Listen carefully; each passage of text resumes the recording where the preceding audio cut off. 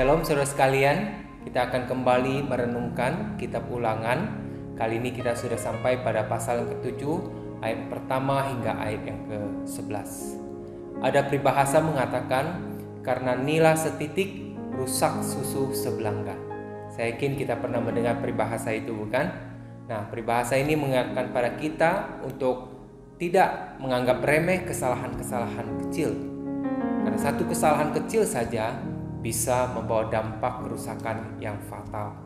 Nah, saudara, dalam Ulangan pasal 7 ayat 1-11, kita melihat Tuhan dengan begitu tegas melarang umatnya untuk membangun relasi dengan bangsa-bangsa di Kanaan. Saya akan bacakan ayat yang pertama hingga ayat keempat. Demikian firman Tuhan. Apabila Tuhan Allahmu telah membawa engkau ke dalam negeri, kemana engkau masuk untuk mendudukinya, dan ia telah menghalau banyak bangsa dari depanmu, yakni orang Het, orang Girgazi, orang Amori, orang Kanaan, orang Feris, orang Hewi, dan orang Yebus, 7 bangsa yang lebih banyak dan lebih kuat daripadamu, dan Tuhan Allahmu telah menyerahkan mereka kepadamu sehingga engkau memukul mereka kalah, maka haruslah kamu menumpas mereka sama sekali. Janganlah engkau mengadakan perjanjian dengan mereka, dan janganlah engkau mengasihani mereka. Janganlah juga engkau kawin mengawin dengan mereka. Anakmu perempuan janganlah kau berikan kepada anak laki-laki mereka, ataupun anak perempuan mereka jangan kau ambil bagi anakmu laki-laki, sebab mereka akan membuat anakmu laki-laki menyimpang daripadaku, sehingga mereka beribadah kepada Allah lain. Maka murka Tuhan akan bangkit terhadap kamu, dan ia akan memunahkan engkau dengan segera. Saudara, sekilas kita membaca, mungkin kita akan berpikir, Tuhan berlebihan gitu ya. Apalagi ketika kita terus membaca di ayat yang kelima, kita akan menemukan perintah Tuhan yang sangat tegas untuk menghancurkan penyembahan berhala mereka juga.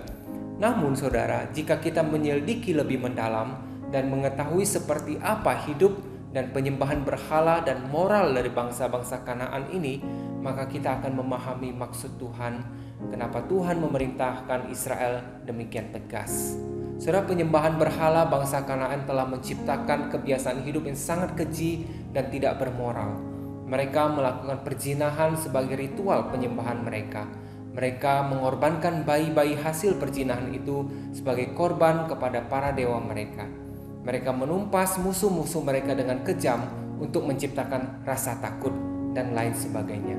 Itu sebabnya saudara, Tuhan memerintahkan umatnya jangan mengadakan perjanjian dengan mereka, jangan kawin mengawin dengan mereka, hancurkan tugu-tugu berhala mereka. Dengan kata lain saudara, jangan kompromi walau sekecil apapun terhadap penyembahan bangsa-bangsa di Kanaan itu. Sekali lagi, sekali kita kompromi, maka perlahan namun pasti kita akan digiring semakin menjauh dari Tuhan. Kita hidup di tengah-tengah dunia yang penuh dengan dosa, saudara sekalian. Sebagai umat Allah yang kudus, yang telah dipisahkan dari dunia untuk Allah, kita harus waspada terhadap kontaminasi dosa. Kita harus menjauhi pengaruh-pengaruh yang dapat merusak iman kita. Dan salah satu yang dilarang oleh Tuhan adalah mengenai perkawinan. Seringkali kita menganggap remeh isu hubungan beda agama ini ya, beda iman ini. Yang penting dia baik, yang penting dia sopan, yang penting dia mencintai aku atau mencintai anakku. Iman kan urusan masing-masing pribadi gitu ya. Banyak orang Kristen dari awal sudah tahu tetapi nekat saja menjalin hubungan yang lebih jauh, lebih dalam dengan pasangan yang beda iman. Dan sedihnya banyak dari pasangan-pasangan seperti ini akhirnya ya menjadi jauh dari Tuhan. Atau kalau tidak menjauh dari Tuhan, mereka akhirnya menghadapi konsekuensi-konsekuensi iman yang sulit. Perbedaan prinsip, perbedaan pandangan, perbedaan nilai membawa mereka ke dalam hidup yang penuh dengan dilema dan perjuangan. Nah, tentu ada banyak lagi contoh pengaruh yang berpotensi membawa kita semakin jauh dari Tuhan. Baik itu pergaulan, kebiasaan-kebiasaan dan sebagainya. Dan semua itu nampaknya awalnya mungkin nampak sederhana dan biasa-biasa atau lumrah-lumrah saja. Namun berhati-hatilah saudara sekalian, sekali kita kompromi, kita akan terjerat di dalamnya.